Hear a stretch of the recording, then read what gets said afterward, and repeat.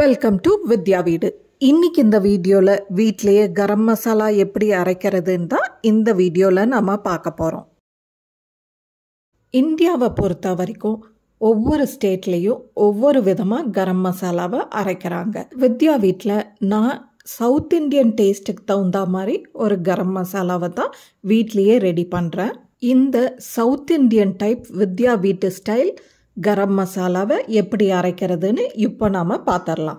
25 gram பட்டை, 20 gram கிராம்பு, 10 gram மராட்டி மொக்கு, 10 கிராம் ஸ்டார் அன்னாசிப்பூ, 10 கிராம் பிரியாணி இலை, 3 கிராம் ஜாதி பத்திரி, 3 கிராம் கடல் பாசி, 2 டீஸ்பூன் சோம்பு, 1 டீஸ்பூன் சீரகம், 3/4 டீஸ்பூன் மிளகு, ஒரு முழு ஜாதிக்காயில் கால்வாசியை மட்டும் எடுத்து சேர்த்திக்க. ஜாதிக்காயை சேர்க்கறது எதுக்குன்னு பார்த்தீங்கன்னா மற்ற இன்க்ரீடியன்ஸோடைய டேஸ்ட் எல்லாம் இது நல்லா என்ஹான்ஸ் பண்ணி கொடுக்கும். அது மட்டும் இல்லைங்க, ஜாதிக்காய் வாய்ப்புண், வயிற்றுல இருக்கிற புண் எல்லாத்தையும் நல்லா ஆற்றி கொடுக்கும். மற்ற இன்க்ரீடியன்ஸோடைய அளவுகள் எல்லாம் சொன்னேன் இல்லைங்களா, இந்த அளவிலான இன்க்ரீடியன்ஸ்க்கு ஒரு கால்வாசி மட்டும் ஜாதிக்காய் சேர்த்தினா போதுமானதாக இருக்கும். நான் இந்த இன்க்ரீடியன்ஸ் எல்லாம் வெயிலையும் காய வைக்கல, வறுக்கவும் செய்யலை.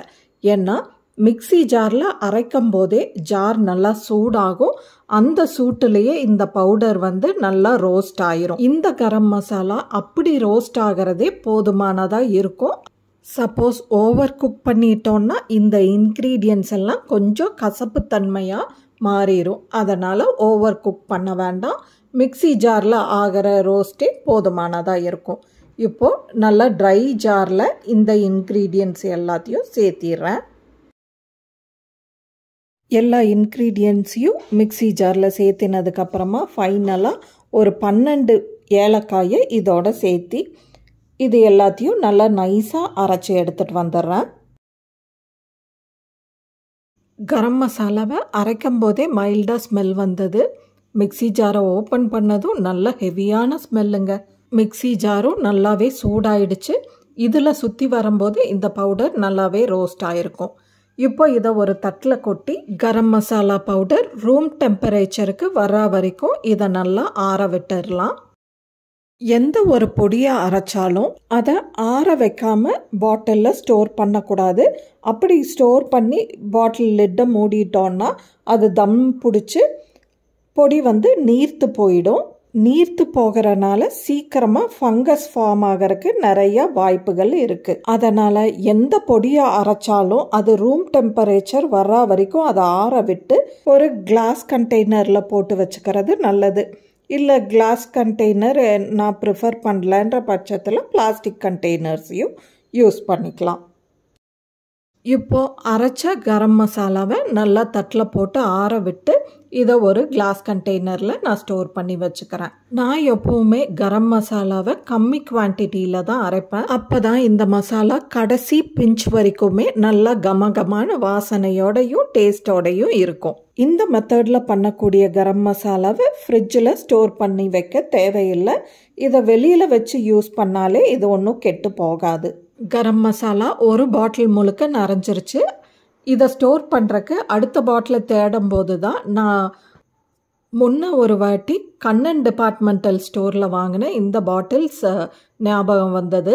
இது 6 பாட்டில்ஸ் அட் 120ன்ற ப்ரைஸ் ரேஞ்சில் வாங்கியிருந்தேன். இதை வாங்கிட்டு வந்ததும் வீடியோ பண்ணிவிட்டு கழுவி எடுத்து தண்ணியெல்லாம் நல்லா வடியட்டும்னு சொல்லி ஒரு ட்ரேயில் இதை அடுக்கி ஷெல்ஃபில் ஒரு மூலையில் வச்சது தான். அப்படியே மறந்தாச்சு. இப்போ கரம் மசாலா போடுறக்கு பாட்டில்ஸ் தேடவும் தான் இது ஞாபகம் வந்தது. எடுத்து அந்த பாட்டிலில் தான் போட்டுட்ருக்கேன். மற்ற பாட்டில்ஸ்லேயும் கையோட என்னென்ன போட்டு வைக்கணுமோ எல்லாத்தையும் ஸ்டோர் பண்ணி வச்சிடலான்னு வேலையை ஸ்டார்ட் பண்ணியாச்சு. மசாலா ஐட்டம்ஸ் மாதிரியான கம்மியான குவான்டிட்டியில் வாங்கக்கூடிய ஐட்டம்ஸ் எல்லாம் இந்த மாதிரி சின்ன சின்ன பாட்டில்ஸில் ஸ்டோர் பண்ணி வைக்கிறது ஆப்டாக இருக்கும். நான் இந்த மாதிரி மசாலா ஐட்டம்ஸ், அதாவது ஜாதி பத்திரி, அப்புறம் பிரியாணி இலை, ஸ்டார் அன்னாசிப்பூ, இதெல்லாம் வாங்கின அந்த பேக்கையை அப்படியே ஒரு பாக்ஸில் போட்டு எல்லாத்தையும் ஒட்டாதான் ஸ்டோர் பண்ணி வைப்பேன்.